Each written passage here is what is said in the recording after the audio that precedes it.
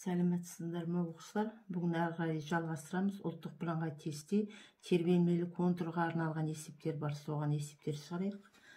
27-ші тестті байқайық.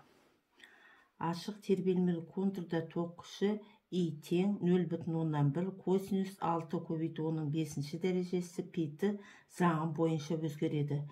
Шығарылатын толқын ұзындығын тап дейді.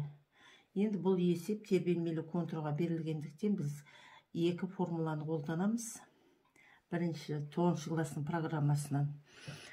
Толқынның ұзындығы тең болады лямбда тең т көбейту с период көбейтілген жарық жылдамдығына.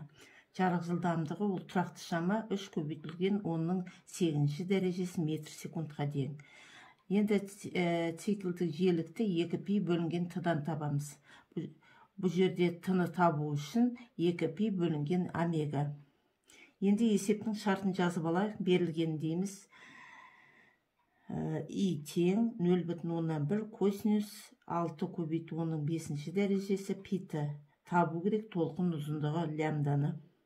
Енді гармониялық тербелістің теңдеуін жазып аламыз. И тең 0,1 косинус 6 көбейту оның 5-ші дәрежесі пи-ті.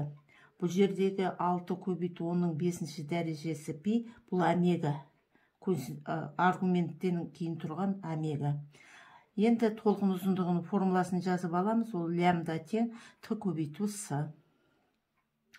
Енді бірінші циклдік жиілік тауып алайық. Циклдік жиілік ол 2π бөлінген т. Осы жерден период т-ны тауып алайық. Т тең 2π бөлінген омега. Сан мәнін қоямыз. Сонда бұл жерде 1 бөлінген 3 көбейту оның 5-ші дәрежесі секундқа тең болады. Енді толқын ұзындығын табамыз. Толқын ұзындығын табу үшін т-ны көбейтеміз с-ға. Сан мәнін қоямыз. Сан мәнін қойған кезде оның 3-ші дәрежесі метр шығады. Оны немен жазатын болсақ, 1000 метрге тең болады. Енді осы есептің жауабын тесттен байқайық.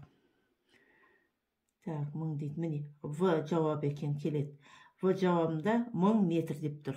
Сонда бұның жауабы 1000 метрге тең болады.